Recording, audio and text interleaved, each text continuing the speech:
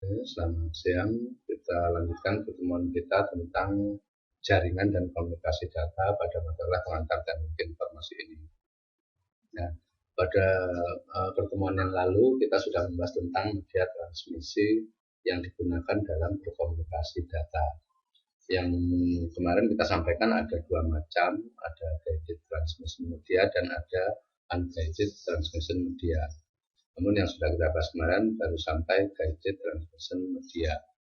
Di guided transmission media itu kemarin kita media yang kita gunakan adalah media yang menggunakan kabel, baik itu kabel parsial, plastic wire maupun kabel fiber optik. Nah sekarang untuk yang unguided transmission media ini kita menggunakan gelombang-gelombang radio maupun gelombang pendek atau gelombang mikro dan gelombang-gelombang pendek yang lain seperti inframerah. Nah, penggunaan gelombang radio ini digunakan karena dia dapat mengirimkan sinyal dengan posisi sembarang atau tidak dalam bentuk garis lurus dan dimungkinkan dalam keadaan yang bergerak. Jadi pada saat kita berkendara misalnya itu bisa sambil menerima gelombang radio yang kita terima melalui perangkat telekomunikasi misalnya. Jadi kita ilustrasikan seperti ini, dari dunia maya atau dari internet dikirimkan ke modem kemudian di modem itu ada yang menggunakan wireless access point modem, kemudian dikirimkan melalui router untuk penguat sinyalnya, kemudian dikirimkan ke pemancar access point, dan selanjutnya dikirimkan ke perangkat-perangkat teknologi komunikasi, teknologi informasi yang memerlukan, seperti itu.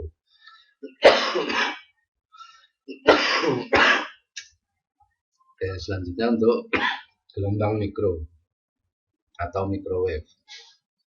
Gelombang mikro atau gelombang microwave ini adalah gelombang yang berfrekuensi tinggi yang juga bisa digunakan sebagai media transmisi. Nah, gelombang-gelombang mikro ini ada gelombang UHF, SHF, dan EHF. Kalau yang UHF ini sering digunakan untuk transmisi televisi. Selain ada gelombang PHF juga untuk transmisi siaran televisi. Nah, biasanya gelombang mikro ini digunakan untuk membangun sebuah jaringan metropolitan atau MAN, atau juga biasanya digunakan oleh ISP penyedia jasa koneksi internet yang menggunakan gelombang mikro juga. Nah, kelemahan gelombang mikro ini dia mudah terganggu cuaca buruk, terganggu pesawat terbang, jadi mudah mengalami noise atau mengalami gangguan. Dan gelombang mikro ini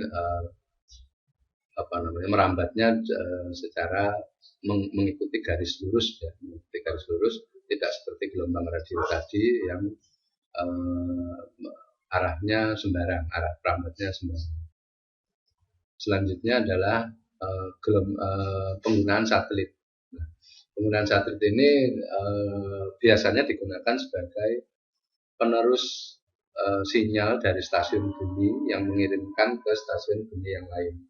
Karena kita tahu bentuk permukaan bumi yang disepakati adalah oval atau bulat, maka untuk mengirimkan sinyal yang berbentuk garis lurus, yang merambatnya berbentuk garis lurus, itu tidak akan mungkin terjadi kalau dikirimkan dari belahan bumi satunya ke belahan bumi lainnya. Oleh karena itu perlu satelit untuk penerima sinyal lebih dulu, karena yang memungkinkan hanya pada satelit itu yang bisa menerima gelombang secara lurus dari stasiun bumi sebelumnya, kemudian dari satelit dikirimkan ke stasiun bumi yang lainnya yang dituju. Oleh karena itu gelombangnya bisa sampai. Nah, ketinggian orbit satelit juga tidak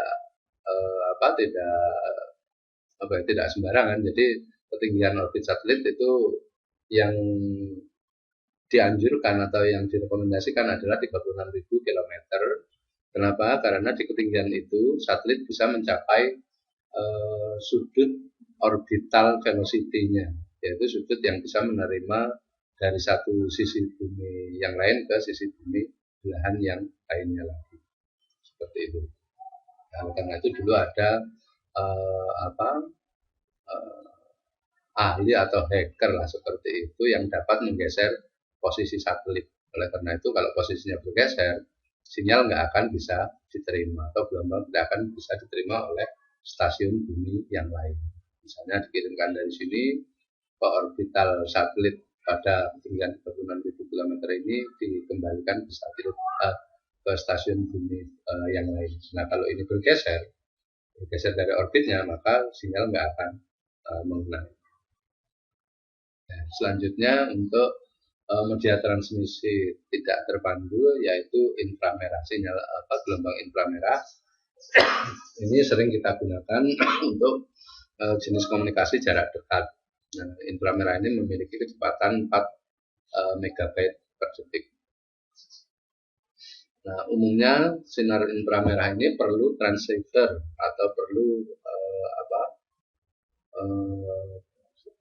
alat sejenis alat penerima dengan menggunakan modulasi cahaya yang koheren atau yang seragam. Ya. Posisinya harus berada dalam jalur pandang atau tidak bisa terpisah oleh dinding atau pembatas lain.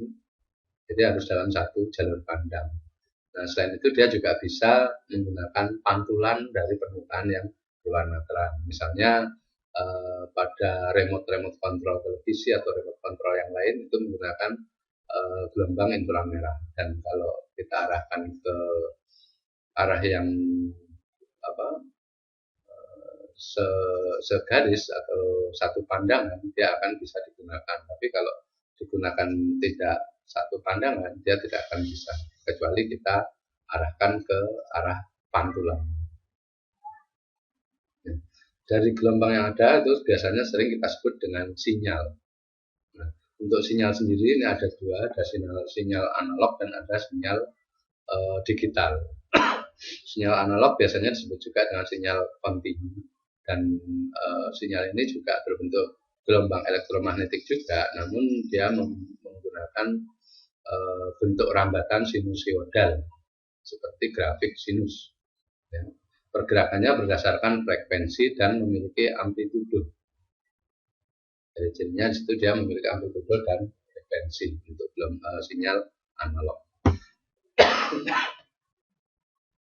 Nah, untuk sinyal analog ini memiliki kelemahan, yaitu kalau semakin jauh maka semakin lemah sinyal yang disampaikan. Kemudian dia bisa diinterferensi listrik atau gangguan-gangguan.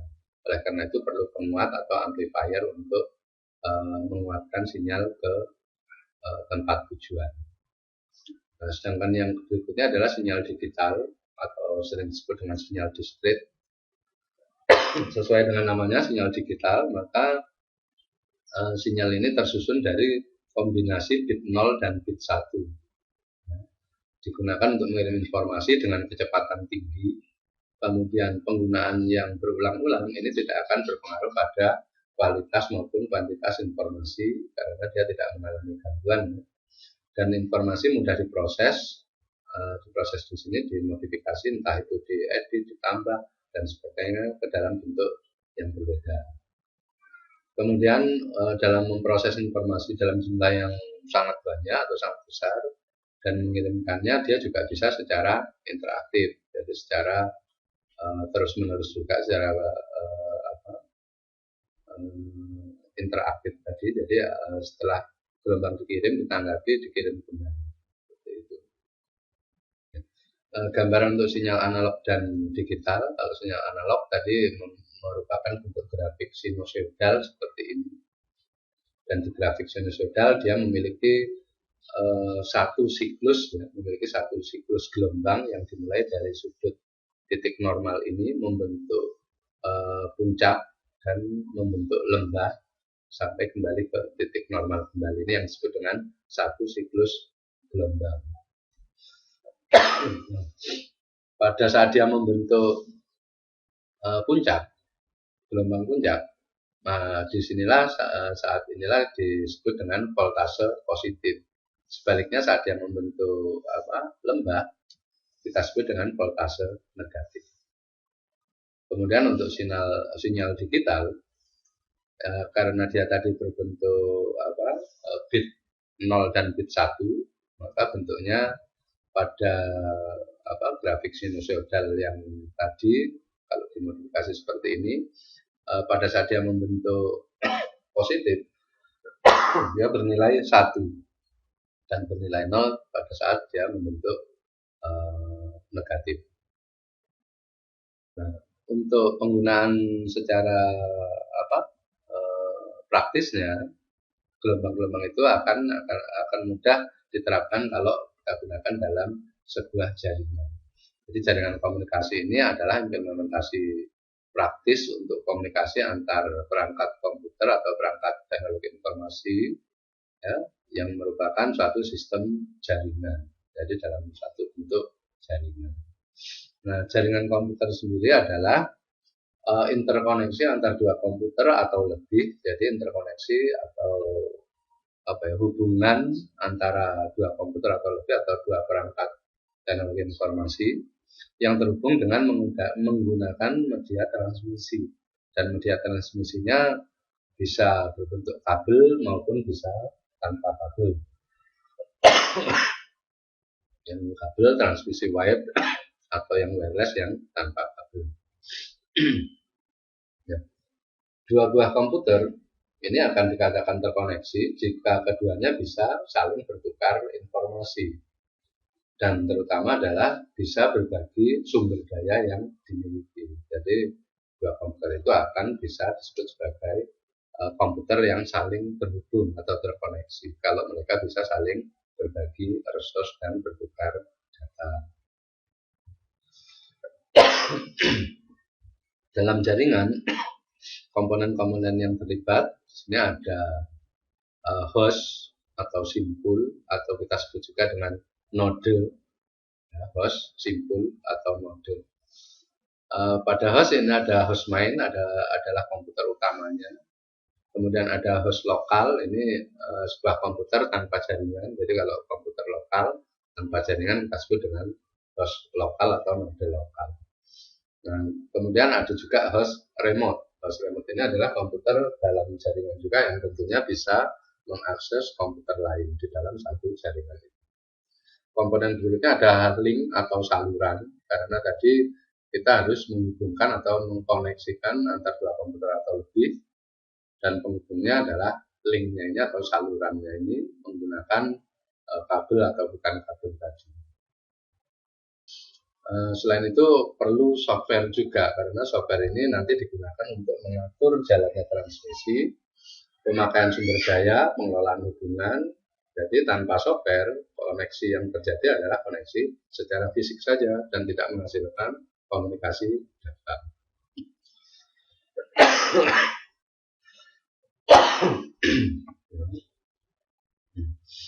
Nah, ada beberapa alasan kenapa kita perlu menggunakan jaringan atau perlu membangun sebuah jaringan. Di antaranya adalah berbagi sumber daya atau sharing resource. Yang kedua, memaksimalkan penggunaan komputer. Jadi kalau sharing resource, satu komputer memiliki sumber daya yang berbeda dengan komputer lain, itu bisa dibagikan dengan komputer yang berbeda tadi. Sedangkan memaksimalkan penggunaan komputer tidak hanya digunakan untuk mengetik saja, tetapi bisa digunakan untuk bertukar informasi atau berkirim data, atau bisa juga digunakan untuk mengakses komputer lain di tempat yang berbeda. Selanjutnya, kenapa kita perlu jaringan? Karena komunikasi dan konektivitas berbagai jenis dan merek ini akan bisa lebih mudah terjadi. Karena kita tahu bahwa platform sistem operasi, platform pabrik atau perusahaan pembuat perangkatnya itu berbeda-beda. Nah, supaya mereka bisa berkomunikasi dengan baik, bisa saling mengenali, bisa saling mengerti, maka perlu adanya konektivitas yang bagus di antara berbagai merek itu. Alasan berikutnya adalah keteraturan aliran dan fleksibilitas pengembangan jaringannya. Jadi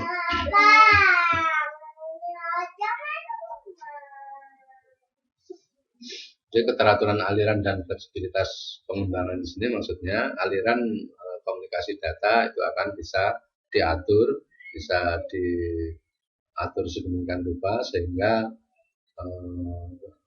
komunikasi data bisa berjalan lancar dengan optimal. Kemudian fleksibilitas pengembangan jika ingin ditambah atau diapakan, dikembangkan kembali, mungkin ditambah perangkat-perangkat yang lainnya itu akan lebih mudah, untuk konfigurasinya akan lebih mudah. Kemudian pengolahan data terdistribusi, pengolahan data terdistribusi atau pengolahan data yang disebarkan, didistribusikan ke tempat-tempat berbeda, ini akan lebih mudah dioperasikan juga. Salah satu contohnya adalah penggunaan mesin ATM. Jadi mesin ATM di situ dia menggunakan pengolahan data yang diproses secara terdistribusi. Selanjutnya keamanan data ini akan lebih terjamin. Jadi kalau tadi kita tahu bahwa di dalam jaringan itu banyak komputer yang terhubung, logikanya harusnya keamanannya kurang terjamin. Namun di dalam jaringan keamanan data ini akan lebih bisa diandalkan atau lebih terjamin keamanannya, karena nanti dia ada yang mengatur, yaitu administrator jaringannya maupun administrator database-nya sendiri. Kemudian integrasi data dan sistem aplikasi akan jadi lebih mudah. Ini yang juga penting ya, karena data yang satu dengan data yang lain mungkin berbeda format atau bagaimana, namun bisa kita baca di tempat lain yang berbeda dengan melalui sebuah jaringan. Misalnya kalau kita ingin melakukan instalasi aplikasi di dalam beberapa komputer, tidak perlu mengkopikan file masternya ke masing-masing komputer, tapi cukup kita instalkan melalui komputer server yang tersedia. Jadi itu alasan-alasan mengapa kita menggunakan jaringan. Nah, kriteria jaringan atau kriteria dalam sebuah jaringan ini kurang lebih ada 5, mungkin nanti bisa ditambahkan juga, ada yang menambahkan. Kriteria yang pertama adalah cara penyambungan, kemudian topologi atau infrastruktur, yang ketiga adalah cara komunikasi, yang keempat teknologi switching.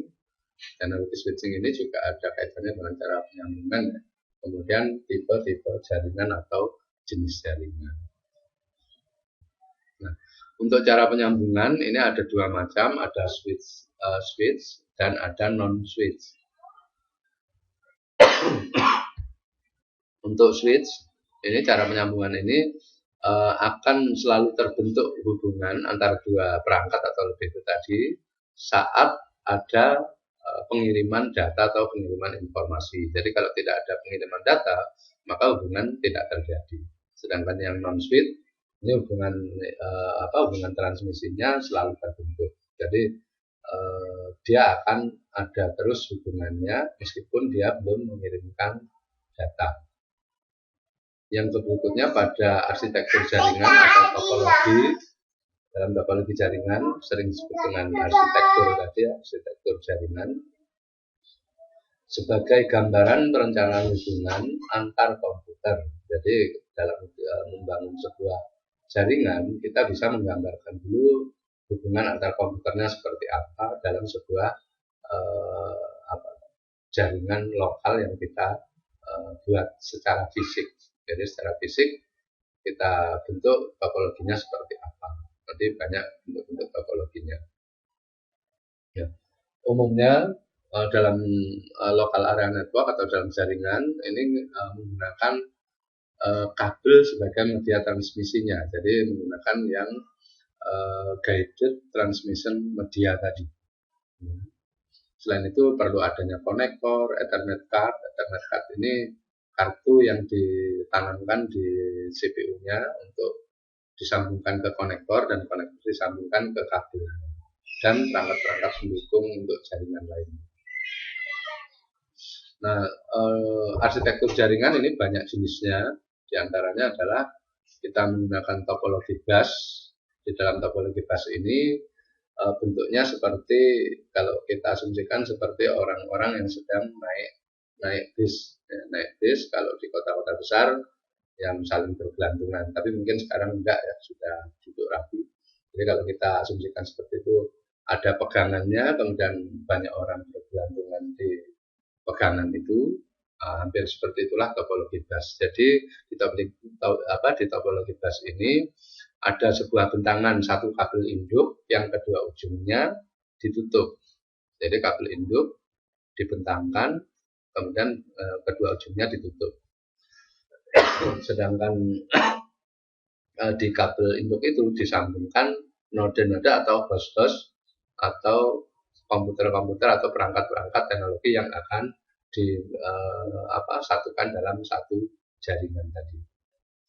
Nah, sinyal dalam kabel dengan topologi bus ini akan berjalan dua arah. Karena berjalan dua arah, maka kemungkinan terjadinya sebuah tabrakan atau collision itu akan bisa terjadi.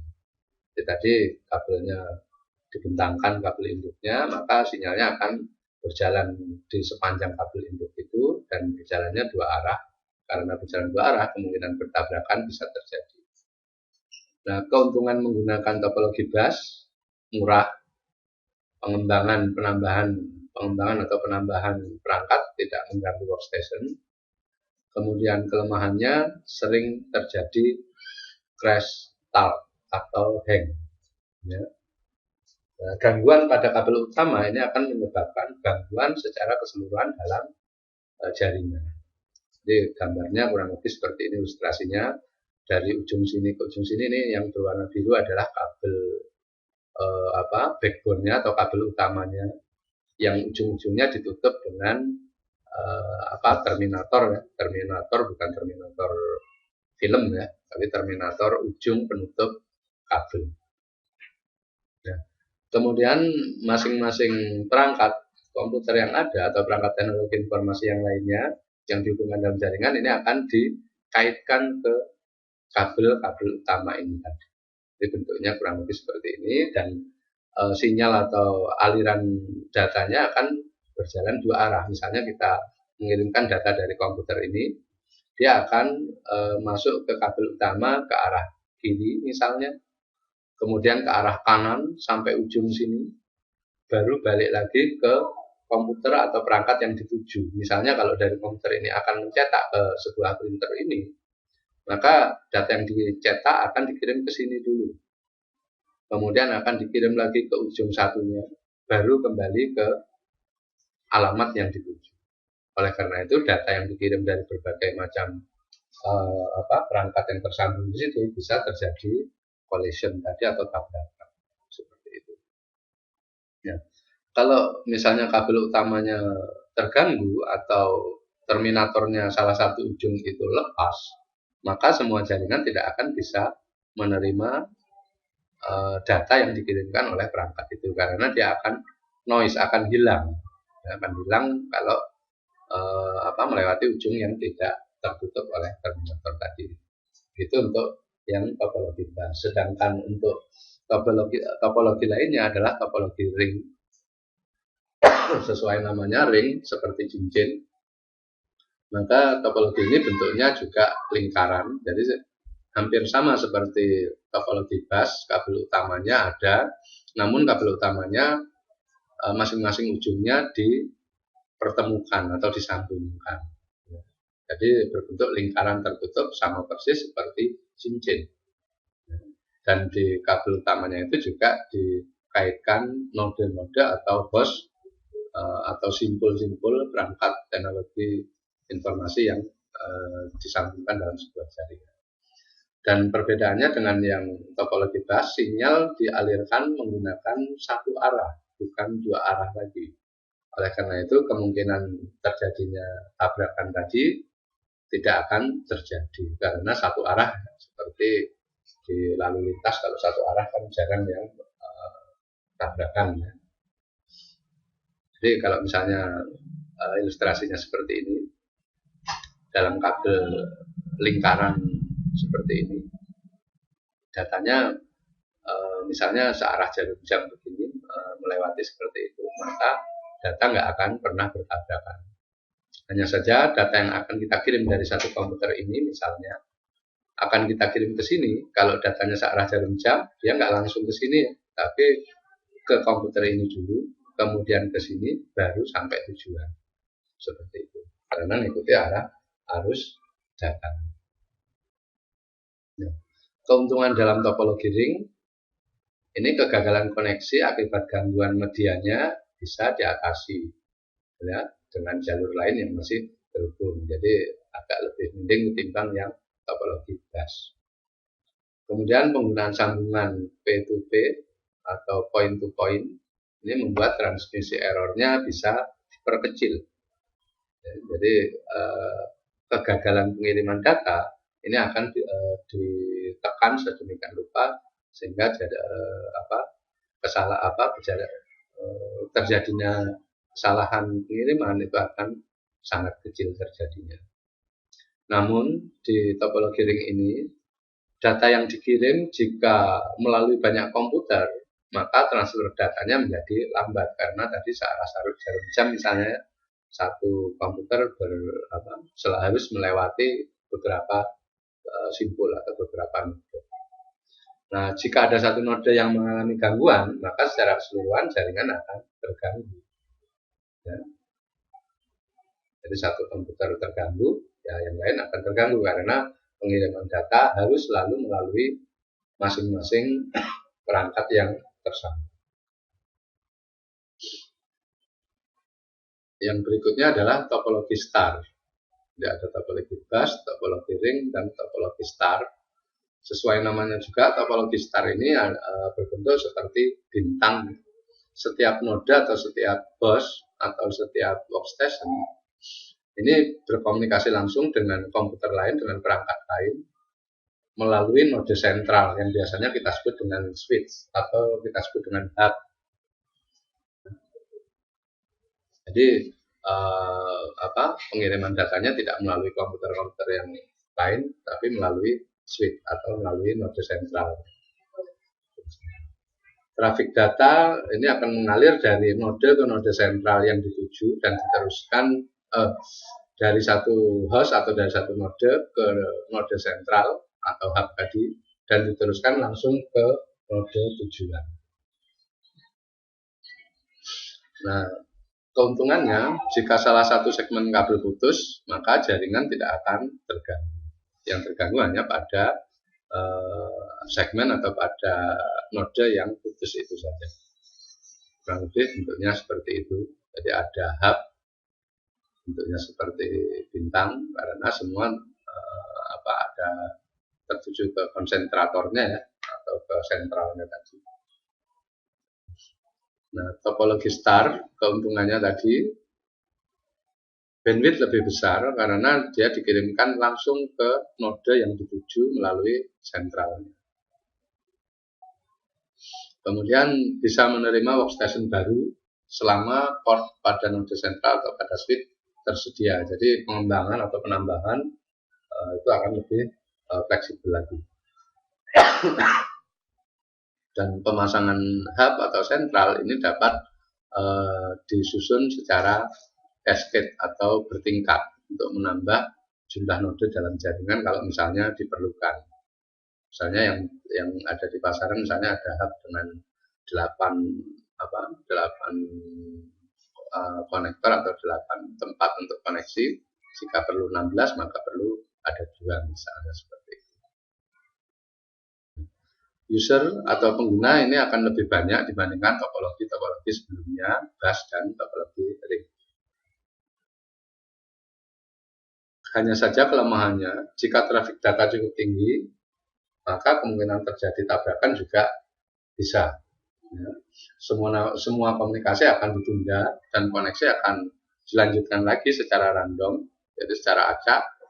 Dan jika switch-nya mendeteksi tidak ada jalur yang sedang dipergunakan oleh node lain, maka dia akan dikirimkan ke situ, ke tujuan tersebut. Dan kelemahan yang lainnya adalah perlu kabel yang lebih banyak, karena tadi setiap node harus terhubung ke konsentrator atau ke switch-nya tadi. Nah, topologi yang berikutnya adalah topologi tree atau hierarkikal. Nah, topologi ini sebenarnya topologi pengembangan dari topologi sebelumnya ya udah spring dan star tadi. Nah, dalam topologi tree ini kita berpegang bahwa karena tidak semua noda atau tidak semua host itu mempunyai kedudukan yang sama ya. Jadi host atau noda yang kedudukannya lebih tinggi ini akan bisa menguasai noda di bawahnya, sehingga jaringan akan sangat tergantung dengan noda yang lebih tinggi ya. Dan ada jika kedudukan noda yang jika kedudukan nodanya sama itu disebut dengan peer topologi.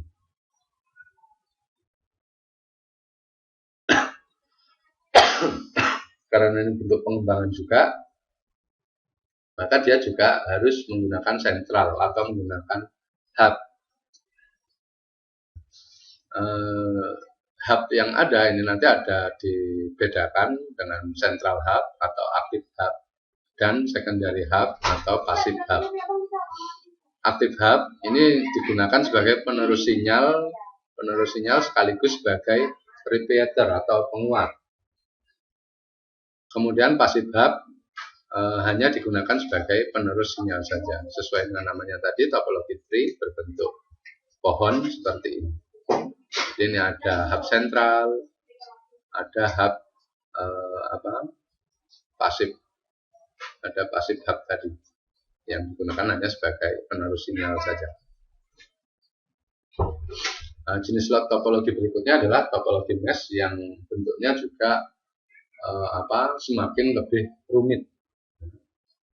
Pada topologi mesh ini jumlah saluran yang harus disediakan sejumlah sentral dikurangi 1. Ya, jadi N-1 di mana N adalah jumlah sentral. Jadi kalau sentralnya ada 5, maka jumlah saluran yang disediakan ada 4 seperti itu. Jadi tingkat kerumitannya akan lebih rumit lagi, kurang ekonomis, kemudian relatif mahal, kurang ekonomis karena kabel juga banyak, central hub juga diperlukan, kemudian pemasangannya lebih rumit, maka kurang ekonomis jadinya. Dan biasanya akan sulit kalau dibuat dengan media transmisi wire atau kabel. Akan mudah kalau transmisinya bukan kabel. Itu untuk arsitektur atau topologi jaringan. Ya. Sedangkan yang berikutnya, topologi pengembangan yang berikutnya adalah topologi hibrid. Namanya juga hibrid, maka topologi ini adalah gabungan dari beberapa topologi yang sudah ada. Ya. Mungkin di satu gedung menggunakan topologi bus, di satu gedung lainnya menggunakan star, di bangunan yang lainnya lagi menggunakan tree. Maka kalau digabungkan atau koneksinya mengadopsi masing-masing topologi tadi, maka disebut dengan topologi hibrid. Oke, untuk jaringan untuk cara komunikasi dalam jaringan ini ada dibedakan jadi beberapa kelompok, ada jadi 2 kelompok ya, ada broadcast dan ada P2P atau point to point. Broadcast mungkin sudah sering dengar, point to point juga harusnya sudah sering ya, di mana broadcast ini adalah pengiriman data dikirim ke semua penerima dalam waktu yang bersamaan. Jadi semua penerima yang tersambung dalam jaringan tersebut akan bisa menerima informasi atau data yang dikirimkan dalam waktu yang sama. Sedangkan point to point ini hanya dikirim pada simpul yang dituju saja atau pada host, pada perangkat yang dituju saja. Di broadcast biasanya untuk mengirim pesan banyak, biasanya kalau kita terima SMS dari operator seluler ya, yang memberikan informasi tentang promosi. Jadi siapa saja yang berada di lingkup jaringan dia, maka akan dikirim. Sedangkan point to point tidak. Kalau point to point seperti SMS biasa yang kita tujukan ke nomor tertentu. Kemudian untuk teknologi switchingnya ini ada kaitannya dengan cara penyambungan switch dan non switch tadi. Nah, switching di sini berkaitan dengan cara penyambungan tadi, dikelompokkan jadi dua juga, ada sirkuit switching dan store and forward. Di mana sirkuit switching ini sebelum data dikirim, sambungan harus sudah ada, jadi sama seperti yang switch tadi. Sedangkan yang store and forward sama dengan yang non switch. Nah, contohnya adalah jaringan telepon. Jadi jaringan telepon harus dipasang lebih dulu sebelum ada pelanggan yang pasang telepon di sana. Jadi harus dipasang jaringan lebih dulu. Sedangkan yang store and forward, datanya akan tetap dikirimkan, informasi tetap akan dikirimkan meskipun sambungannya gagal atau tidak ada koneksi misalnya. Hanya saja dia akan disimpan lebih dulu dan nanti akan dikirimkan jika sudah terjadi koneksi. Misalnya pengiriman berita, paket data seperti itu, atau kita kirim SMS ternyata yang kita tuju perangkatnya sedang off misalnya, itu juga tetap dikirim, hanya saja nanti akan disambungkan atau disampaikan saat koneksi sudah terbentuk. Selanjutnya untuk jenis-jenis jaringan atau tipe jaringan ini dibedakan berdasarkan cakupan areanya. Pembedaan ini juga mungkin berbeda-beda ya, ada yang hanya 3, ada yang 4, ada yang 5. Di sini dibedakan dengan nama PAN atau Personal Area Network. Kemudian ada Local Area Network, ada Metropolitan Area Network. Selanjutnya ada One Wide Area Network atau jaringan luas, dan ada GAN, Global Area Network. Network ya, ini salah ngetiknya, network, harusnya pakai huruf K. Jadi jaringan global atau sering kita sebut internet itu. Nah, mungkin ada yang hanya membagi jadi 3 atau hanya jadi 4 seperti itu. Tapi berdasarkan yang lainnya tipe jaringan juga bermacam-macam lagi. Nah, untuk yang Personal Area Network atau PAN tadi, ini perangkat-perangkat yang terhubung ke perangkat lainnya ini berada dalam satu jangkauan yang sangat dekat, biasanya 4-6 meter. Kemudian terhubungnya bisa melalui port USB, bisa melalui firewire, bisa Bluetooth, bisa inframerah, bisa juga Wi-Fi. Dan ini sudah sering kita coba ya dengan handphone kita koneksikan langsung ke laptop, langsung ke printer. Kemudian ada mouse yang tanpa kabel yang menggunakan inframerah atau menggunakan Wi-Fi. Yang berikutnya adalah Local Area Network. Kalau dilihat dari cakupan areanya, tentunya LAN ini nanti mengubah komputer dalam satu area yang lebih luas ketimbang PAN. Hanya saja masih dalam area yang terbatas. Misalnya dalam satu gedung kampus atau dalam satu gedung perkantoran. Jaraknya pun antara komputer bisa mencapai 5-10 km saja dengan kecepatan maksimal 100 MB per detik. Ilustrasi bentuk LAN-nya seperti ini. Misalnya ini di gedung A ada komputer terhubung mungkin dengan topologi bus. Di sini ada juga di gedung B misalnya dengan topologi bus juga misalnya. Kemudian ada di gedung C misalnya dengan topologi ring, di gedung E dengan topologi star misalnya. Dan semua jaringan dalam satu gedung itu dihubungkan dengan kabel utama, jadi berbentuk bus misalnya seperti itu. Untuk topologi selanjutnya untuk Metropolitan Area Network, ini sesuai dengan namanya, cakupannya satu kota metropolitan. Biasanya digunakan untuk menghubungkan Local Area Network yang berjauhan. Jangkauannya mampu mencapai 10 km sampai ratusan kilometer. dengan kecepatan 1,5 sampai 150 megabyte per detik. Ilustrasinya misalnya seperti ini. Ada kantor pusat, ada kantor cabang, dan ada memiliki pabrik-pabrik. Jadi kalau ada kantor yang ada organisasi atau perusahaan yang besar seperti ini dalam satu kota, tentu kantornya tidak hanya di satu tempat, mungkin di tempat-tempat yang berbeda, tapi masih dalam cakupan satu kota. Nah, ini bisa menggunakan MAN atau Metropolitan Area Network. Nah, komunikasinya terjadi antara kantor pusat dengan kantor cabang, atau sebaliknya dari kantor cabang ke kantor pusat, dan kantor pusat ke pabrik juga sebaliknya. Bisa terjadi seperti itu, bahkan ya bisa dari kantor cabang ke kantor cabang dan kantor cabang ke pabrik. Boleh seperti itu. Tergantung dengan koneksinya ada atau tidak langsung ke kantor cabang. Selanjutnya untuk jaringan luas, One Wide Area Network, tentu cakupannya lebih luas lagi karena dia akan menghubungkan komputer dengan cakupan yang sangat luas, terpisah secara geografis. Kalau MAN tadi masih dalam satu area wilayah, kalau One terpisah secara geografis, karena geografisnya terpisah, ya misalnya dari Pulau Kalimantan ke Pulau Sumatera dan sebagainya. Cakupannya juga mencapai 1000 km.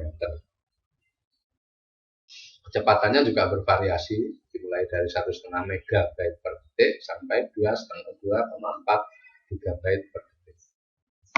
Jadi misalnya ini di Kalimantan Tengah misalnya, yang di sini misalnya di Sumatera, yang ini misalnya di Jawa, seperti itu. Jadi bisa dikoneksikan dengan wide area network.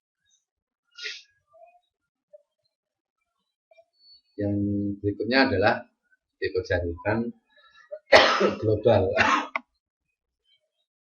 Nah, karena global, maka dia bisa digunakan untuk penghubung antar negara. Kecepatannya juga bervariasi sampai 100 GB per detik. Cakupannya mencapai ribuan kilometer. Nah, karena ribuan kilometer ini lebih sering kita sebut dengan internet. Ya, global, jaringan global ya. International networking atau jaringan global. Selanjutnya dari berbagai macam jenis jaringan tadi bisa diinteraksikan atau bisa berinteraksi.